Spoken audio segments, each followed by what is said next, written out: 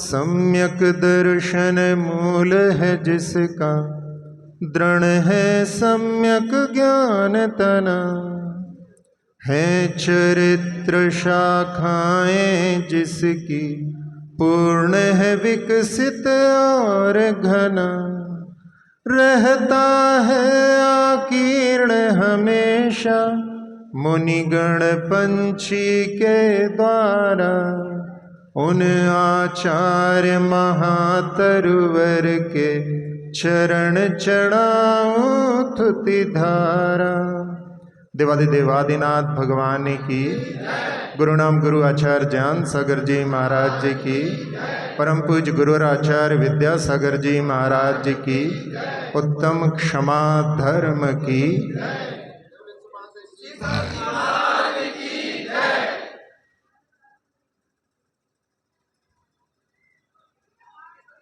एक देवों का युगल, देव और देवी,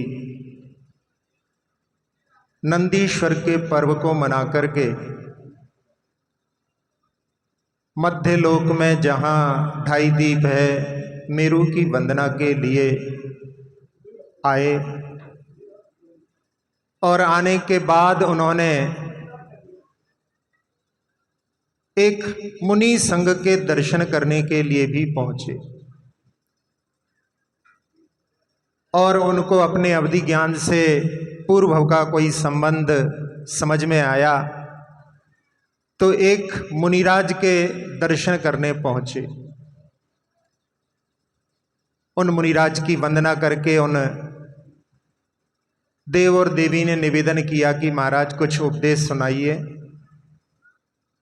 महाराज कहने लगे कि मैं महामूर्ख हूं, मुझे कुछ भी ज्ञान नहीं है। आपको उपदेश सुनना है तो कोई दूसरे महाराज के पास जाओ। तो उन्होंने पूछा कि फिर महाराज जी आपने दीक्षा कैसे ले ली? तो उन्होंने कहा कि पूर्व भव का स्मरण हुआ। तो उन्होंने पूछा कि यदि इसी को बता दें तो यही उपदेश हो जाएगा। महाराज ने कहा कि मैं एक सेठ के घर में जन्म लिया, लेकिन मैं अक्षर भट्ट था, यानी एक अक्षर का भी ज्ञान मुझे नहीं होता था। जब मैं तरुण अवस्था में पहुंचा तो एक दिन एक मुनिराज के पास में बहुत सारे लोग अणुव्रतों को ग्रहण कर रहे थे, तो मैंने भी अणुव्रतों को उनसे ले लिया। और मैं बहुत हर्षित हुआ कि आज मुझे धर्म की प्राप्ति हुई है। और मैं अपने जब घर गया तो मैं बड़ा हर्षित था, नाच रहा था। मेरे पिता ने मुझसे पूछा कि आज क्या हो गया, आज बहुत खुश दिखाई दे रहे हो। तो मैंने सारी बात बताई। तो उन्होंने कहा कि ये अपना धर्म नहीं है, अपने को इसका पालन नहीं करना चाहिए। तो जैसा गुरु ने कहा था कि इस व्रत को यदि छोड़ने के लिए पिताजी कहें तो हमें वापस आकर के दे जाना। और वो पिता के साथ में जाता है। रास्ते में एक व्यक्ति के लिए जिसने हिंसा की थी उसको सूली पर चढ़ाया जा रहा था। और उस दृश्य को देख करके मैं बेहोश हो गया। उसमें कारण था कि मैंने पूर्व में नरक की यात्रा की थी और वहां पर इस प्रकार के दुखों को देखा था, तो उसको देख करके मुझे जाते स्मरण हो गया। और जब मैं होश में आया तो मैंने अपने पिता को अपने पूरे भवों के बारे में बतलाया। और उस समय पूरे परिवार के लोग जहां व्रत छोड़ने के लिए कह रहे थे, अब उनके मन में व्रत ग्रहण करने की भावना हो गई। तो उन देव देवी ने कहा कि महाराज आपने जो पूर्व के भव देखे हैं वो भी बतलाइए। महाराज कहते हैं कि मैं एक भव में एक युवा था और एक कन्या के ऊपर मोहित था। उससे मैं विवाह करना चाहता था और जो कन्या का पिता था उसने कहा कि जब तक तुम अच्छी धन संपत्ति इकट्ठी नहीं कर सकते तब तक जो है तुमसे मैं अपनी पुत्री का विवाह नहीं करूंगा। तो मैंने कहा कि मुझे 12 वर्ष का समय दो, मैं आप जो संपत्ति बोल रहे हो मैं आपके सामने ला करके दिखाऊंगा। और उन्होंने कहा ठीक है, 12 वर्ष तक ये स्थिति पर तुमको आना है। लेकिन जहां मैं गया वहां पर ऐसा व्यस्त हो गया कि वो तिथि पर मैं नहीं आ पाया और इधर उस कन्या का विवाह पिता ने दूसरे के साथ कर दिया। और जब मैं लौट करके आया तो मुझे लगा कि मैंने जिसके लिए इतना प्रयास किया थोड़ा सा रुक नहीं सकते थे, और मुझे क्रोध आ गया और मैंने उनको मारने का मन में ठान लिया। होता है अक्सर, आजकल भी ऐसा होता है, जहां नहीं मिल पाता लोग इस प्रकार के कार्यों को क्रोधित होकर के कर लेते हैं। और जहां मैं उनको मारने के लिए गया वो लोग वहां से अपनी रक्षा के लिए एक बड़े सेठ के आश्रय को पाकर के उनके पास रहते थे। तो वहां पर मैं सतत नजर रखता रहा कि कब मुझे अवसर मिले, लेकिन बहुत समय तक अवसर नहीं मिला। जब उन सेठ का निधन हो गया तब उस समय मुझे अवसर मिला और मैंने उन दोनों को, चिता जल रही थी उसमें उनको डाल दिया। दोनों आर्त ध्यान के साथ मरण को प्राप्त होकर के कबूतर की पर्याय में गए और वहां पर मैंने अपनी पर्याय छोड़ करके एक विलाव की पर्याय को प्राप्त किया था। तो उस समय में फिर उनको जो है पूर्व के बैर से मैंने उनको मार दिया। उन कबूतरों ने एक मुनिराज का आहार दान जहां पर चल रहा था उसको देख करके उन्होंने अनुमोदना की थी और उसके माध्यम से उनका एक विद्याधर परिवार में कहीं पर इसका जन्म हुआ, कहीं पर जो कबूतरी थी उसका जन्म हुआ। लेकिन फिर पूर्व की प्रीति थी तो फिर से उनका मिलन हो गया, विवाह हो गया। और जब उनको किसी कारण से जाते स्मरण हुआ, पूर्व का स्मरण हुआ, तो दोनों ने दीक्षा ले ली। और दीक्षा लेने के बाद जब एक महिला ने उनसे पूछा कि आप लोगों ने दीक्षा क्यों ली है, तो उन्होंने अपने पूर्व का जो है वृत्तांत उसको सुनाया।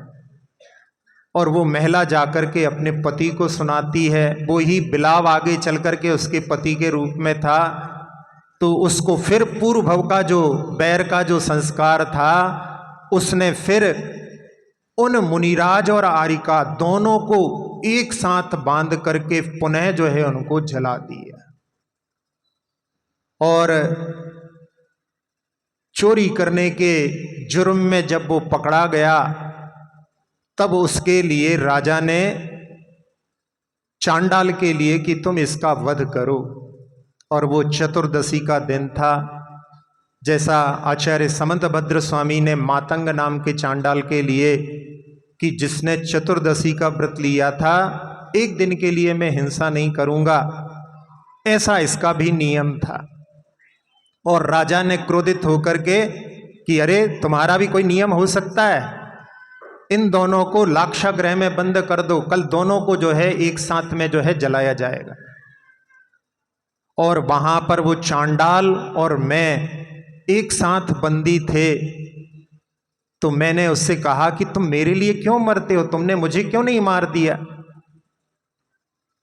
तो उस चांडाल ने कहा कि मैंने जैन साधुओं के दर्शन करके और धर्म का स्वरूप समझा है, मैंने चतुर्दशी को जीवन पर्यंत में हिंसा नहीं करूंगा, ऐसा नियम लिया है। वहां वो व्यक्ति मन में सोचता है कि देखो ये चांडाल होकर के भी धर्म का पालन करता है, और मैंने तो देखो उनके लिए बांध करके और अग्नि में झोंक दिया। और उस समय में चांडाल के वचनों को सुनकर के उसके लिए कपकपी छूट गई। उसने पूछा कि मैंने जो ये पाप किया है इसका फल क्या होगा। चांडाल कहता है कि तुम सप्तम नरक को प्राप्त होगे। और सप्तम नरक के दुखों का वर्णन जब उससे करता है तो फिर उसके मन में कि क्या मेरे ये दुख छूट नहीं सकते। तो वो चांडाल कहता है कि यदि तुम सच्चे देवसास गुरु की श्रद्धा को प्राप्त कर लोगे तो तुम्हारे दुखों में कमी आ जाएगी, लेकिन तुमने नरक आयु का बंधन किया है वो छूटेगी नहीं, लेकिन उसमें कमी अवश्य आ जाएगी। और उसके उपदेशों के माध्यम से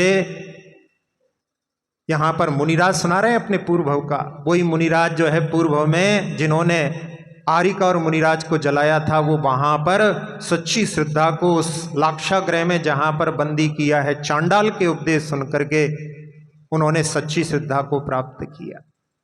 और जो सप्तम नरक की 33 सागर की आयु बांधी थी, जैसे राजा श्रेणिक ने 33 सागर की आयु बांधी थी और उसको कम करके भगवान महावीर के चरण सन्निधि के कारण उनकी आयु 84,000 वर्ष की रह गई थी। वो क्षयिक सम्यक्त प्राप्त करने का प्रभाव था, लेकिन यहाँ पर चांडाल के उपदेश से सम्यक दर्शन प्राप्त किया है तो इतनी कम तो नहीं हुई, लेकिन 84 लाख वर्ष की हो गई, जो 33 सागर की तुलना में कुछ भी नहीं है।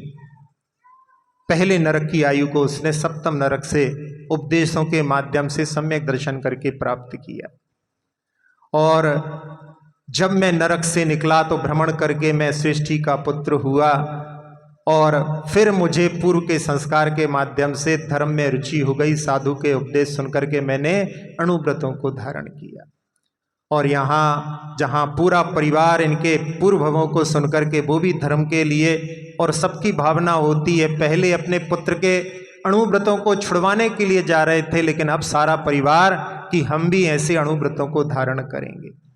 और उन मुनिराज के पास में पहुंच करके सबने अणुव्रतों को धारण किया। तो मैंने कहा मैंने तो संसार के स्वरूप को समझ लिया है, अब जैसे आप लोग कुछ आगे बढ़े हो तो मैं भी कुछ आगे बढ़ता हूँ। और मैंने महाराज से कहा कि मुझे तो आप अपनी शरण में महाव्रत प्रदान करो। तो महाराज ने मुझे महाव्रत दे दी। और यहाँ दोनों देव देवियाँ सुन रहे हैं और कहते हैं कि महाराज यदि वो देव, यहाँ तो अपने लिए देव देवी के लिए कह रहे हैं, यदि वो आपके लिए जिनको आपने जलाया था वो पुनः मिल जाएं तो आप क्या करोगे। तो महाराज वहाँ पर बिल्कुल आंखों में अश्रु भर करके बोले कि मैं तो बहुत दिनों से उनकी खोज में हूँ कि वो मुझे मिल जाएं, और मैं उनसे हृदय से क्षमा मांगना चाहता हूँ, क्योंकि संसार के स्वरूप को समझ लिया है कि बैर कितना पीड़ा देने वाला होता है, भव भव में जीव को रुलाने वाला होता है। तो दोनों देव देवी वहाँ पर कहते हैं कि महाराज हम ही दोनों वो हैं जिनको आपने 3 भव में जलाया था। और उस समय में महाराज उनको सामने देख करके और उनसे क्षमा मांगते हैं। महाव्रती महाराज जहाँ पर सभी जीवों से क्षमा मांगते हैं, उनसे वहाँ पर क्षमा मांगते हैं। उनके सामने हाथ तो नहीं जोड़ते, लेकिन उनसे कहते हैं कि हमने जो आपके प्रति अपराध किया है हम उसकी आपसे क्षमा मांगते हैं।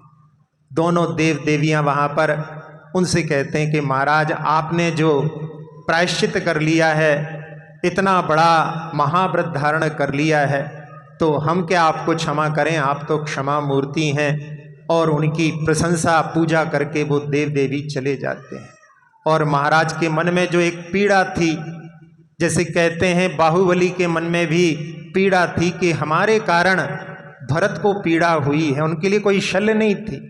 महाराज के लिए भी यहाँ पर जो भीम मुनि थे उनके लिए कोई शल्य नहीं थी, लेकिन मन में पीड़ा थी कि हमने जिनके प्रति इतना बड़ा अपराध कई भवों में किया है, उनसे हम परोक्ष में तो क्षमा कई बार मांग चुके हैं, लेकिन प्रत्यक्ष में हमें मिल जाएं, हम उनसे क्षमा मांग लें।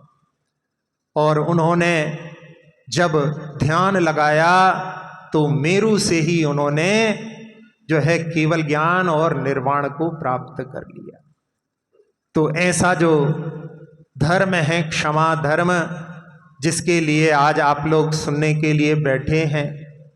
क्षमा से अपना इतना परिचय नहीं है, अपन लोग उसके विपरीत क्रोध कसाय से बहुत परिचित हैं, और क्रोध कसाय से कोई नहीं बच पाता।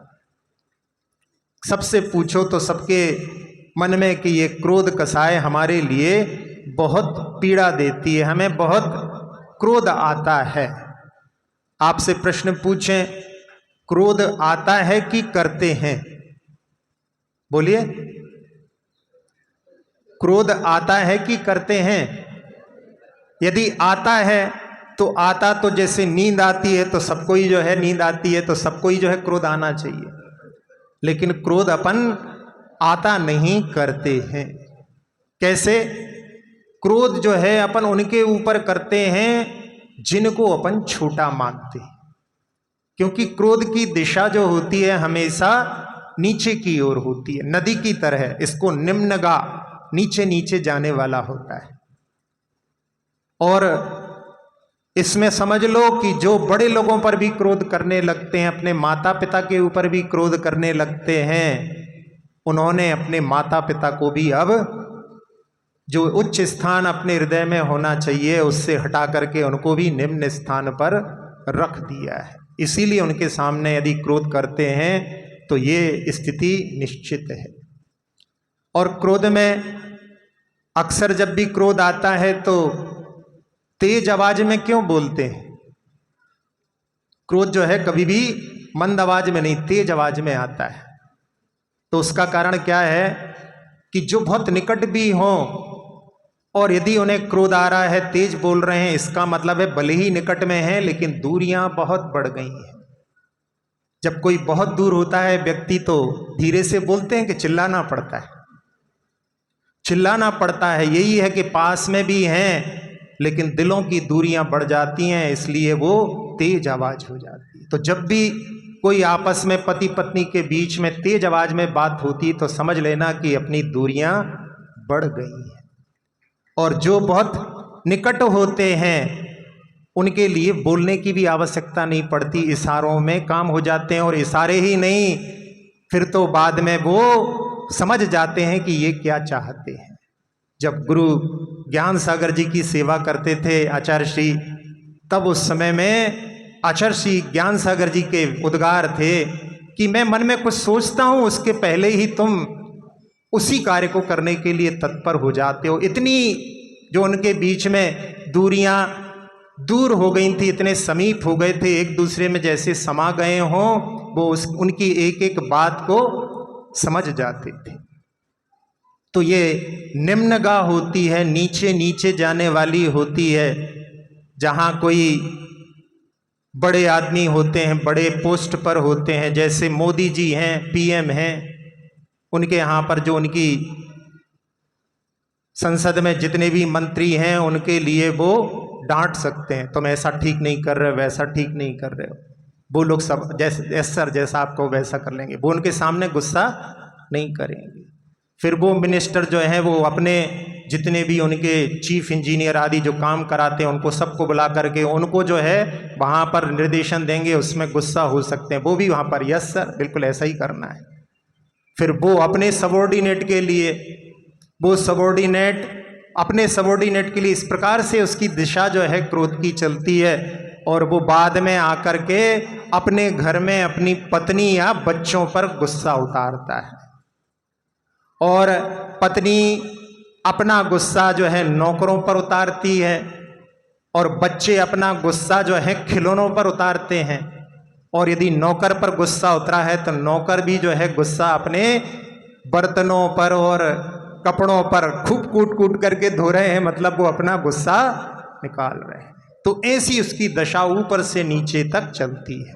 कोई भी छोटो जो है बड़ों के ऊपर गुस्सा नहीं करता, क्योंकि वो जानता है कि इसमें हमारी हानि हो जाएगी। तो ये सिद्धांत मान लो कि अपन यदि बड़ों पर क्रोधित हो रहे हैं तो अपन ने उनको छोटा मानना शुरू कर दिया है।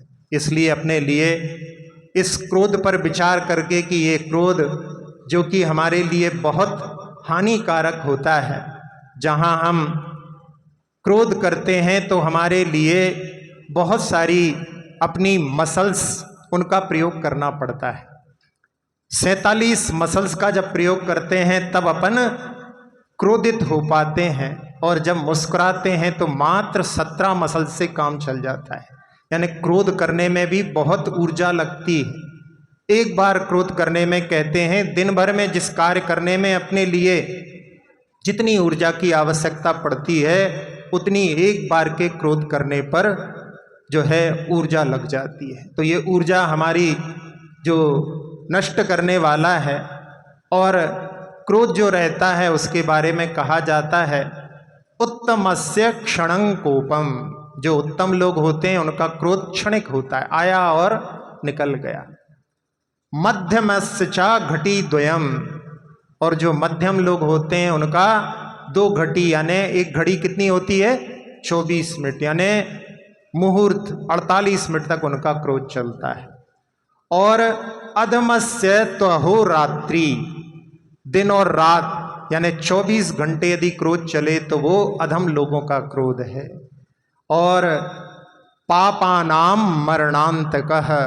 जो पापी जीव होते हैं वो मरण तक अपने क्रोध से निवृत्त नहीं होते, किसी को क्षमा नहीं करना चाहते। तो ऐसी स्थिति क्रोध की रहती है। तो उसके माध्यम से जहाँ क्रोध अपने लिए बहुत हानिकारक है उसके कुछ कारणों पर विचार करें तो एक होता है अपेक्षाओं की पूर्ति नहीं होना।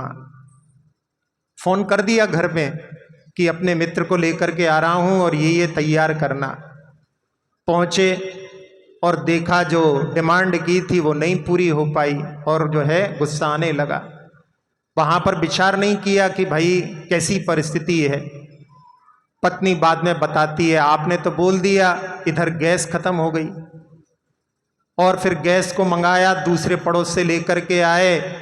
फिर जो सामान था वो वहां पर देखा तो उसमें कोई जिससे बनाना था उसी में किसी चूहे ने बच्चे दे दिए थे। मतलब उसी में जो है वहां पर उनकी संतति हो गई थी, अब उससे कैसे भोजन बनाए। तो ऐसी परिस्थितियों को जब विचार करते हैं, कहने वाले ने तो कह दिया, तो यहाँ अपेक्षाओं की जहाँ पूर्ति नहीं हो पाती उसके कारण क्रोध आता है।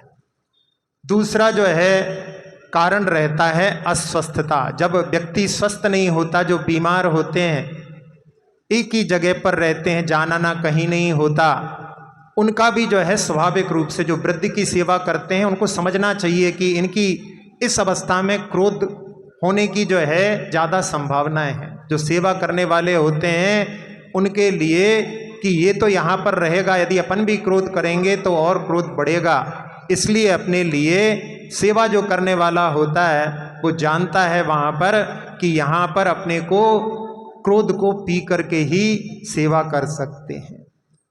तीसरा कारण है भोजन का प्रभाव।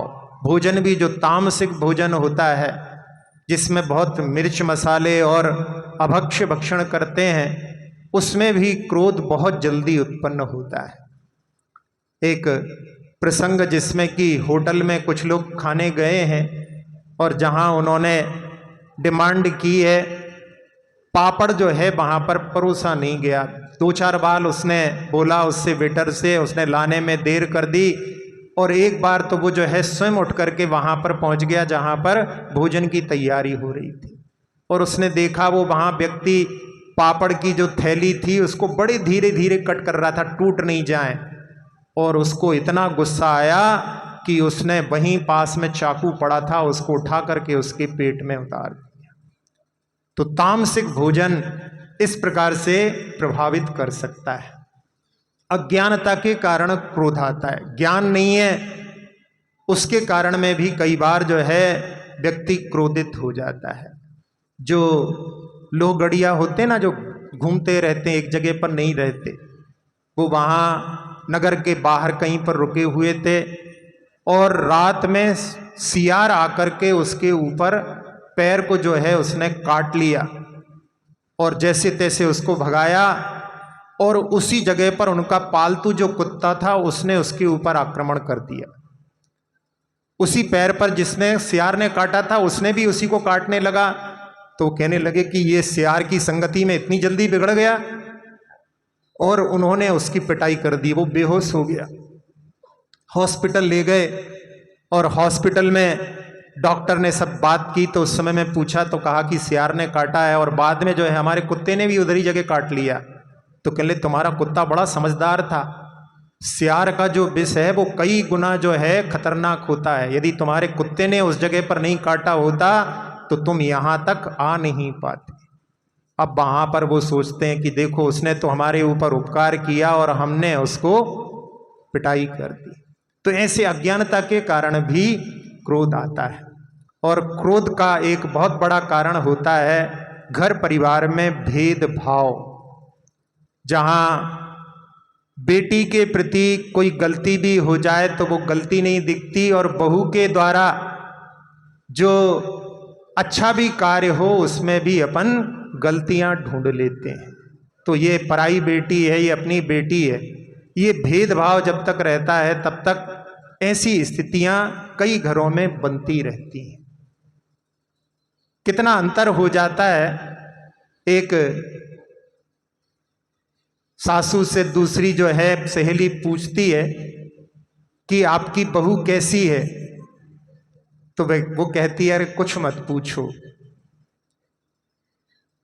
सुबह जो है 9-10 बजे उठना तो उसका कॉमन है, सामान्य बात है, और हमारा लड़का भी ऐसा बेवकूफ जोरू का गुलाम चाय लेकर के पहुंच जाता है, और शाम को तो कभी भोजन घर में करती नहीं है, रोज जो है होटलों में घूमती रहती है, और घर में कोई काम करना तो उसने जैसे सीखा ही नहीं है। फिर उसको याद आया कि कुछ दिनों पहले बिटिया की भी शादी हुई है, पूछा कि वो तुम्हारे दामाद साहब कैसे हैं, वहां पर बिटिया कैसी? अरे कहले कुछ मत पूछो, इतना अच्छा दामाद मिला है, हमारी बेटी को कुछ काम नहीं करने देता, सुबह सुबह रोज चाय लेकर के जाता है। अब देखो वही दामाद बहुत अच्छा हो गया और वही अपना लड़का जोरू का गुलाम दिखाई दे रहा है। और हमारे बहू के समान ही जो है बेटी भी रोज जो है घर में नहीं खाती, लेकिन वहां पर उसकी प्रशंसा कर रहे हैं कि वो तो रोज जो है उसको घुमाने के लिए लेकर के जाता है, शाम का भोजन तो वो कभी घर में करते ही नहीं है। वहां पर वो प्रशंसा का वही चीज प्रशंसा के लिए बन रही है और वही चीज यहाँ पर निंदा के लिए बन रही है। ऐसा भेदभाव की दृष्टि रहती है, तो उनकी छोटी सी बात पर भी यदि क्रोधित होते हैं तो उसमें कोई आश्चर्य वाली बात नहीं। और एक क्रोध का कारण रहता है कि कई लोगों की तो आदत पड़ जाती है भुनभुनाने की, जब तक भुनभुनाएंगे नहीं तब तक उनका जो है भोजन पचता नहीं। थाली पर बैठेंगे और वो थोड़ा बहुत तो गुस्सा किए बिना जो है भोजन शुरू ही नहीं होगा। एक व्यक्ति जहां लंच के समय में, जहां ऑफिस में सब लोग भोजन करते हैं, अपना टिफिन खोल करके खा रहा था और फिर कहने लगा ओ आज फिर वही पालक की सब्जी। तो पड़ोस वाले ने कहा यार अपनी पत्नी से बोल करके दूसरी चीज क्यों नहीं बनवा लेते? वो कहता मेरी शादी नहीं हुई। फिर कहने लगे भाई जहां से तुम्हारा टिफिन आता है उसको बोल दिया करो। तो उसने कहा कि कोई टिफिन नहीं लाता, मैं खुद बनाता हूं। तो कहले जब खुद बनाते हो तो क्यों जो है भुन बनाते हो? कहले वो आदत पड़ी हुई है, थोड़ा भुन बनाओ नहीं तब तक खाना अच्छा नहीं लगता। तो ऐसी भी स्थिति हो सकती है। तो व्यक्ति यदि इसको आदत पड़ जाए तो वो फिर जो है छोटी छोटी बात पर गुस्सा करता रहता है। तो ये क्रोध जिससे अपन सभी लोग अच्छी तरह से परिचित हैं, अपन इस पर कैसे विजय प्राप्त करें उस पर भी जो लोगों ने प्रयोग किए हैं अपन उसको अपने ऊपर अपना सकते हैं। एक उसमें है कि जब कोई घटना घटती है तो उसका अपन यथार्थ चिंतन करके जल्दी से क्रोध ना करें, उस पर विचार करें। जैसे घर में भोजन में यदि नमक कम है तो उस समय में क्रोधित ना होकर के ये विचार करना चाहिए कि अपने लिए आगे यदि हार्ट आदि की परेशानी हो गई तो अपने को नमक कम खाना पड़ेगा, तो अभी से अपने लिए आदत डालने के लिए ये एक अवसर मिल रहा है। इसी प्रकार से यदि चाय आदि में शक्कर कम हो तो डायबिटीज से पहले से अपने लिए आगाह करने के लिए अपनी धर्मपत्नी अपना जो है साथ दे रही है। ऐसा सोच करके अपन उस क्रोध के ऊपर विजय प्राप्त करने का प्रयास कर सकते हैं। एक विनोद प्रीता भी बहुत अच्छी होती है, यानी हंसी हंसी में अपन जो है बात को हल्का कर सकते हैं, लेकिन ज़्यादा भी हंसी नहीं हो, क्योंकि ज़्यादा हंसी भी जो है कई बार लड़ाई के लिए कारण बन जाती है। एक संसद में सांसद थे और 60 साल के थे, उनके सामने किसी ने कि हमने सुना है कि आपने 20 साल की लड़की से शादी कर ली है। तो उन्होंने सुनकर के क्रोधित हो सकते थे। उन्होंने कहा आपने बिल्कुल ठीक सुना है कि मैंने 20 साल की लड़की से शादी की है, लेकिन आज नहीं 38 साल पहले की थी। तो उसी बात को जब उन्होंने इस रूप में लहजे में कहा तो सब लोग वहाँ पर प्रसन्न हो गए। तो विनोद प्रीता भी जब आचार्य जी से एक बार किसी ने कि व्हाट इज़ योर बिजनेस, ऐसा जो है प्रश्न, और वो जैन नहीं था क्योंकि जैन तो प्रश्न करने वाला ही नहीं, तो आचार्य सिंह ने उसके क्रोध को देख करके, उसके लहजे को देख करके और मुस्कुराते हुए कहा कि बिजीनेस इज माय बिजनेस, यानी अपने आप को व्यस्त रखना यही हमारा व्यवसाय है। और जब आचार्य सिंह ने बोला मुस्कुरा करके तो सामने वाले के चेहरे पर भी प्रसन्नता आ गई। तो विनोद प्रीता। और एक जो है सेंटेंस हमने बहुत सारे लोगों के मुख से सुना, कोई बात नहीं, कोई भी कितनी भी बड़ी घटना घट जाए लेकिन पहला जो है जवाब कोई बात नहीं। ये सेंटेंस अपने यदि दिमाग में रहता है, अपने मुख पर रहता है, तो बहुत सारी चीजें हल्की हो जाती हैं। एक बड़े विद्वान कार्लाइल, जिन्होंने फ्रांस की क्रांति पुस्तक लिखी है और उन्होंने कई वर्षों की मेहनत करके उसको तैयार किया, एक उनके निकट मित्र उसको पढ़ने के लिए अपने साथ में ले गए और जहां उन्होंने पढ़ करके रद्दी पेपर के ऊपर रख दिया और नौकर ने उसको जला दिया। कई वर्षों की मेहनत। अब वो बड़े डरते डरते अपने मित्र के सामने उन्होंने कहा कि वो तो नष्ट हो गई, और उन्होंने जो आदत पड़ी हुई थी उनके मुख से ही निकला कोई बात नहीं, हो सकता है कि अब मैं पुनः प्रयास करूं तो उससे अच्छी रचना बन जाए।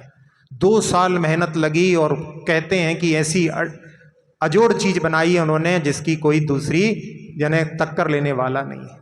तो व्यक्ति यदि उस समय में विचार करे तो इस प्रकार से उस क्रोध से जो है बच सकता है। एक जहाँ सफ़र आदि करते हैं और सफ़र में अक्सर ऐसा होता है, कोई चीज़ मांगते हैं, पेन निकाल के देना, आप पेन ढूंढ रहे हैं, पूरा जो है ब्रीफकेस खोल लिया, दिखाई नहीं दे रहा, फिर कहते हैं रखा भी था कि नहीं, ऐसे ही केवल ढकोसला कर रहे हो। तो क्रोध होने की स्थितियां ऐसी सफ़र आदि में बहुत बनती हैं। उसके लिए अपने को डबल यात्रा करनी चाहिए। डबल यात्रा का अर्थ यानी एक बार पहले मन में विचार करना चाहिए कि कहाँ कहाँ पर क्या क्या चीज़ों की आवश्यकता पड़ सकती है। यदि अपन पहले मन में अपन उसकी यात्रा कर लेंगे तो फिर अपने लिए सब चीज़ों की कहाँ कहाँ जरूरत पड़ेगी उनको अपन व्यवस्थित रख सकते हैं। तो इसके माध्यम से भी अपन क्रोध पर जो है विजय प्राप्त कर सकते हैं। और क्रोध के लिए कि अपन जब कोई क्रोध करता है तो उसको क्रोधी ना देख करके उसको रोगी देखें। रोगी यानी ये कषायों से पीड़ित रोगी है, क्योंकि जो रोगी होता है उसके प्रति करुणा दया का भाव उमड़ता है। अपने लिए जहाँ किसी के लिए रोगी देखेंगे तो उसके ऊपर सहानुभूति आएगी कि बेचारा बीमार है। ऐसे भाव जब अपने उमड़ेंगे मन में तो किस प्रकार की स्थिति होगी कि एक नेल्सन मंडेला जो साउथ अफ्रीका के बहुत बड़े, जिन्होंने बहुत संघर्ष करके और बहुत ऊंचे पद को प्राप्त किया था, जब वो जेल में थे तो उनके साथ में एक पुलिस अफसर ने दुर्व्यवहार किया और इतना क्रोधित हो गया वो कि उनके मुख के ऊपर उसने थूक दिया। और उन्होंने ऐसी दृष्टि कि ये व्यक्ति रोगी है, ये सहानुभूति का पात्र है, ये अपने गुस्से का पात्र नहीं है, ऐसे भाव से उन्होंने कहा कि हो सकता है आज आपका दिन अच्छे से व्यतीत नहीं हुआ हो, आपके लिए जो कुछ मिला है वो ही आप हमारे लिए दे रहे हो, और मैं आशा करता हूं कि आपके आगे के दिन अच्छे बीतेंगे, जिससे कि आप, जब आपके साथ में अच्छा व्यवहार किया जाएगा तो आप भी दूसरों के साथ अच्छा व्यवहार करोगे। तो जैसे किसी के ऊपर घड़ों पानी पड़ गया हो, ऐसी स्थिति उसकी उस समय में हुई। तो ये क्रोध कषाय जिस पर अपन विजय प्राप्त करना चाहें तो थोड़ा विचार करके अपन इस पर विजय प्राप्त कर सकते हैं। और क्रोध जो होता है उसके लिए जो अपन क्षमा के भाव रखते हैं, उसमें कभी कभी अपन स्वार्थवश क्षमा धारण कर लेते हैं। आपकी दुकान पर कोई आया है माल खरीदने के लिए और उसने बहुत सारा माल देखने के बाद में कोई पसंद नहीं किया, फिर भी अपन उस पर क्रोधित नहीं होते कि क्या पूरी जो है दुकान खुलवा ली, कुछ लेना नहीं था तो आए काहे को थे, ऐसा बोलते हैं क्या? ऐसा बोल दोगे तो वो जाकर के सब जगह कहेगा, तो दूसरे दिन पता पड़ा कोई भी दुकान पर नहीं आ रहा। तो उससे अपन कहते हैं कि अभी नया माल भी आने वाला है, आप आगे आकर के अवश्य देखना, आपको आपकी मन की चीज अवश्य मिलेगी। तो ये जो है क्षमा स्वार्थवश होती है। एक जो है क्षमा होती है मजबूरी की क्षमा।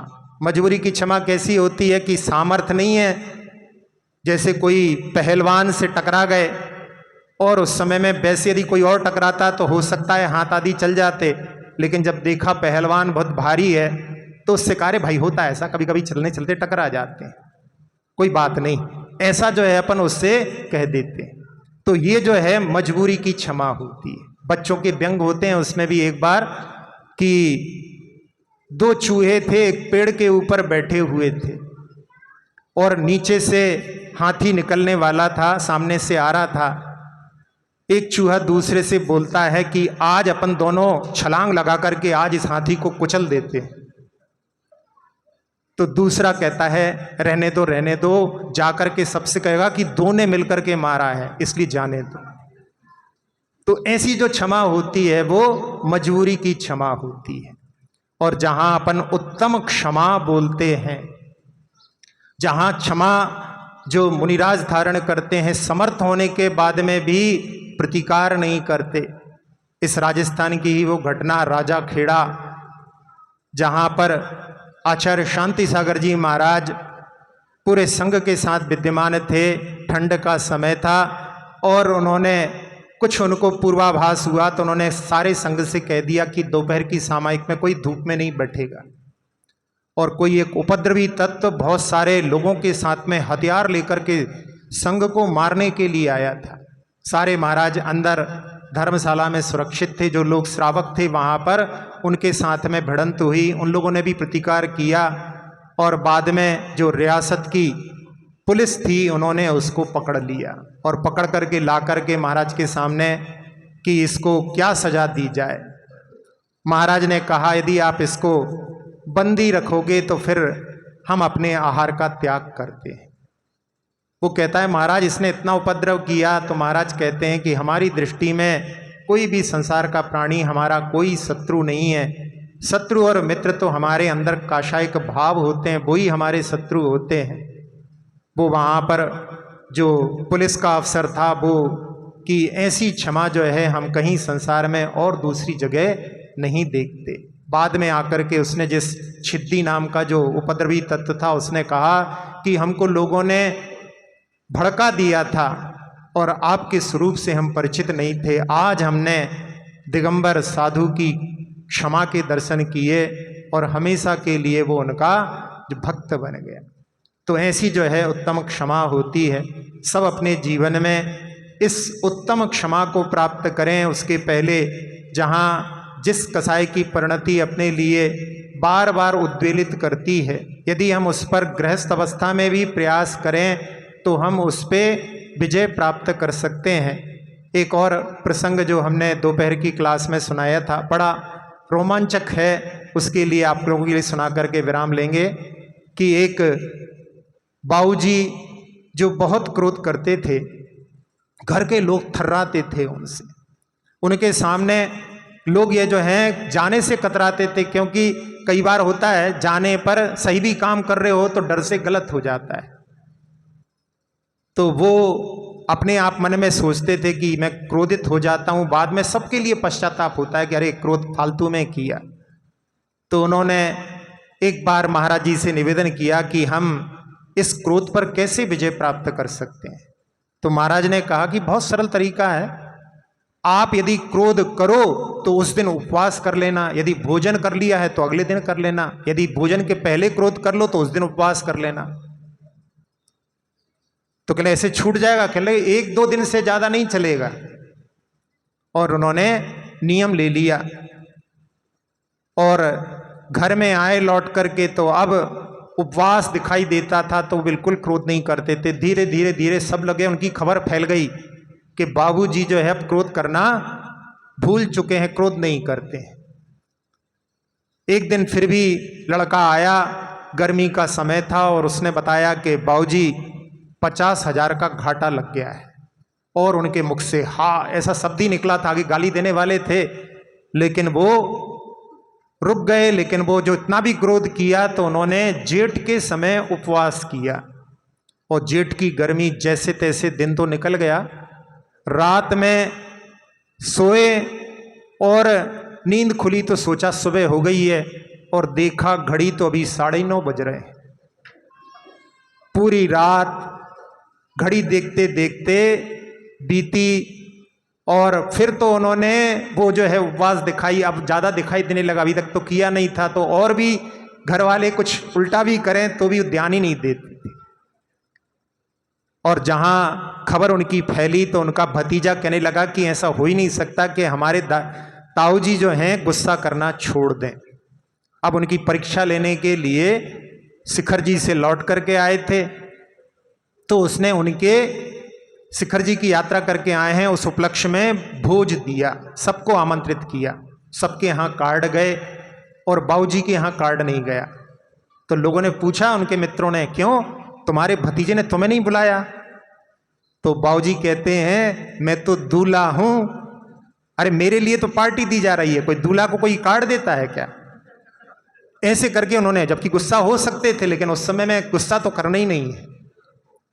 फिर सबके घर में बुलाने के लिए गए, लेकिन इनके यहाँ किसी को बुलाने के लिए कोई नहीं आया। फिर भी बाबूजी चुपचाप भोजन के समय पर पहुंच गए, सुन तो लिया ही था कब है।